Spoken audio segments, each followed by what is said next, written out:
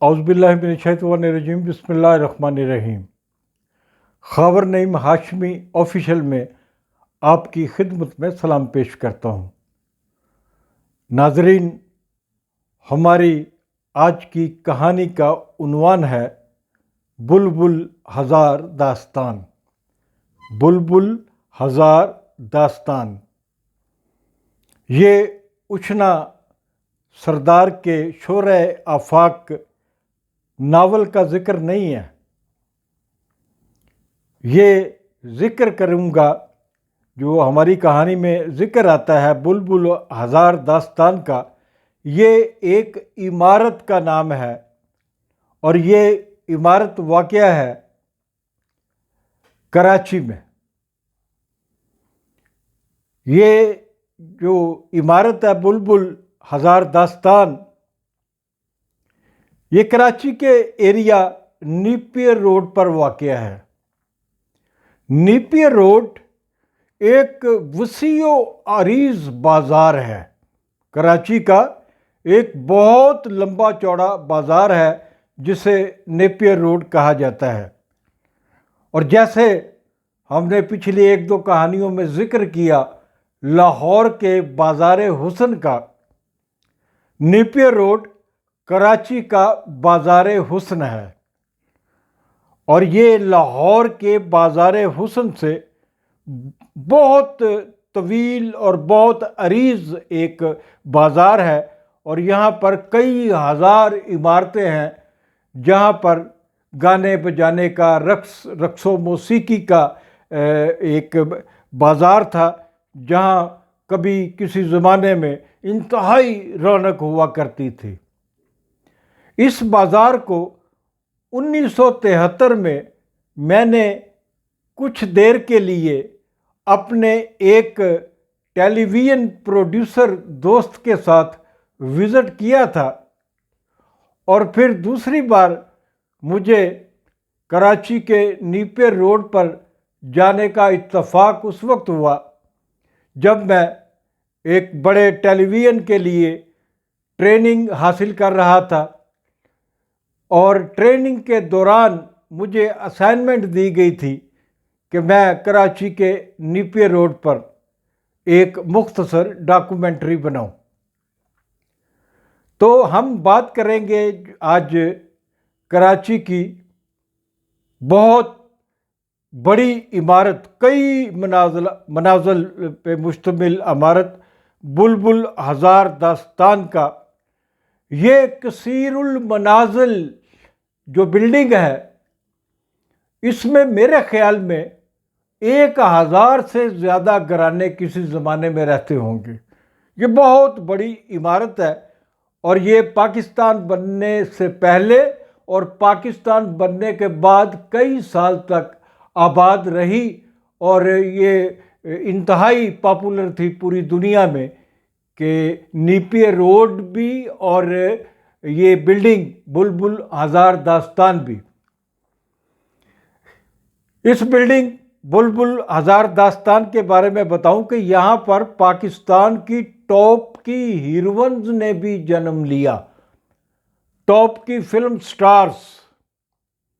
مثال کے طور پر اگر بہت زیادہ ماضی میں چلے جائیں، ہم شمیم آرا کا ذکر کر سکتے ہیں، ہم نیر سلطانہ کا ذکر کر سکتے ہیں، اور پھر اگر ہم 70 کی دہائی میں چلے جائیں تو شریف گھی والا کی بیٹی، جس نے پاکستان فلم انڈسٹری میں بہت نام کمایا، میں ان کا بہت احترام کرتا ہوں۔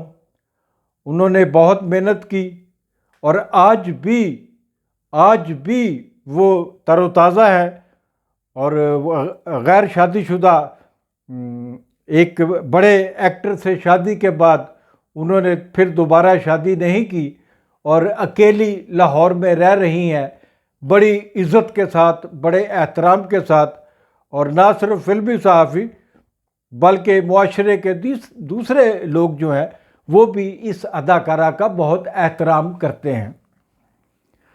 تو ہم بات کر رہے تھے کراچی کے نیپیر روڈ کی بلڈنگ بلبل ہزار داستان کا، کہ جب مجھے 2002 میں جب میں بتایا آپ کو کہ ٹیلی ویژن کی ٹریننگ کر رہا تھا، اسائنمنٹ دی گئی کہ اس بلڈنگ پر میں ایک رپورٹ بناؤں کہ بلبل ہزار داستان نامی یہ بلڈنگ جو ابھی تک قائم ہے، تو یہ یہاں پر کون کون رہا، کب بنی، کس نے بنائی، اور یہ ایک طویل تاریخ رکھتی ہے۔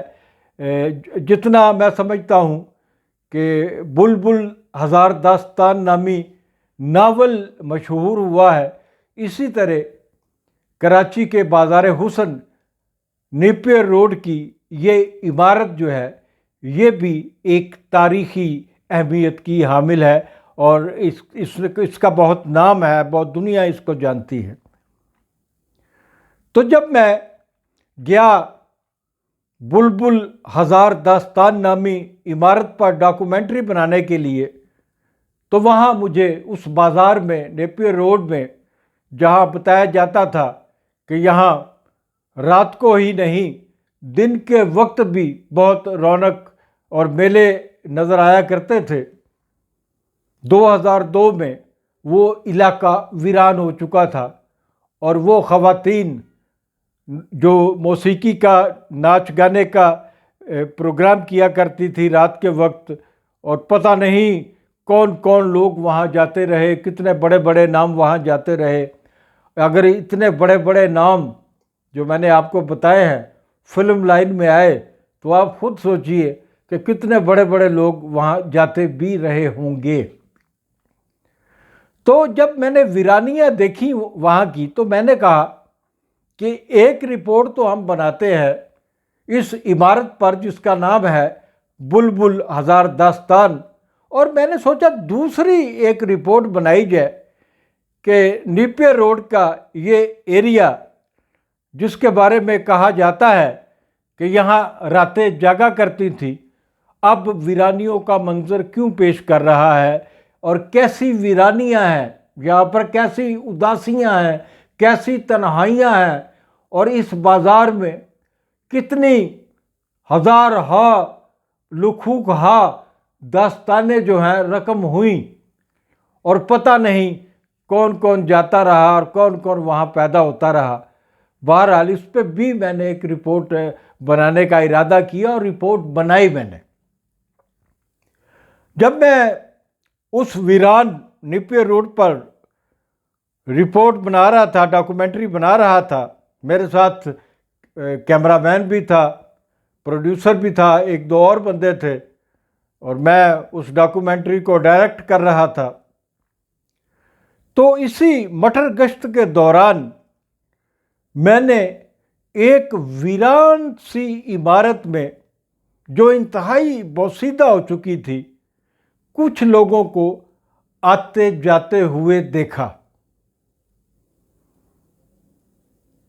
ہمیں بھی تجسس ہوا، ہم نے بھی کہا کہ اس تاریخی نیپیر روڈ میں جہاں کبھی ہزار ہا کوٹھے آباد تھے، ایک چھوٹا سا ویران سا کوٹھا بھی دیکھا جائے۔ تو یہ دیکھ کر میں حیران رہ گیا، میرے جو ساتھ لوگ تھے ٹیلی ویژن کے، نیوز چینل کے، وہ بھی بڑے حیران ہوئے کہ 2002 میں بھی ایک چھوٹا سا کوٹھا جہاں ایک ادھیڑ عمر عورت اپنی ایک بیٹی کے ساتھ مقیم تھی، وہاں پر جسم مزدوری کا دھندا جاری تھا۔ جسم مزدوری کیا ہوتی ہے یہ آپ لوگ سب جانتے ہیں کہ وہ خواتین جو پتہ نہیں کن کن مجبوریوں کے باعث جسم فروشی کر کے اپنا روزگار کماتی ہیں، ان کو سادہ الفاظ میں اور شریفانہ الفاظ میں جسم مزدور عورتیں کہا جاتا ہے۔ تو وہاں بھی ہم نے دیکھا کہ ایک چھوٹا سا گھر تھا، اور وہاں بھی بہت سارے امیدوار چارپائیوں پہ بیٹھے ہوئے تھے، اور وہ لڑکی पता नहीं 1 घंटे में कितने लोगों को राज़ी करके वहाँ से भेज रही थी। मुझे वहाँ खड़े खड़े मेरे साथियों ने और मैंने बात की कि यार ये तो इंतहा है, जुल्म की इंतहा है। ये कैसा मुआशरा है कि जहाँ पर माँ बेटी को अपना पेट पालने के लिए, ज़िंदा रहने के लिए इस किस्म की मुशक्क़त करना पड़ रही है। इससे पहले इसी किस्म का वाक़या लाहौर में भी पेश आ चुका था मेरे साथ, जो वहाँ कराची के नीपे रोड पे आया। मैंने तरस खाते हुए उस जिस्म फरोश लड़की को रोकना चाहा तो उसने मेरा हाथ बड़े ज़ोरदार झटके के साथ परे किया और कहा, मस्खरी मत करो, मेरे साथ ये मेरे धंधे का टाइम है। नाज़रीन, आज के लिए इतना ही। कल फिर हाज़िर होंगे एक नई कहानी के साथ। जाते जाते दरख्वास्त करूँगा, खबर नईम हाशमी ऑफिशियल को सब्सक्राइब करें, लाइक करें और इसको फॉरवर्ड करें। शुक्रिया। खुदा हाफिज़।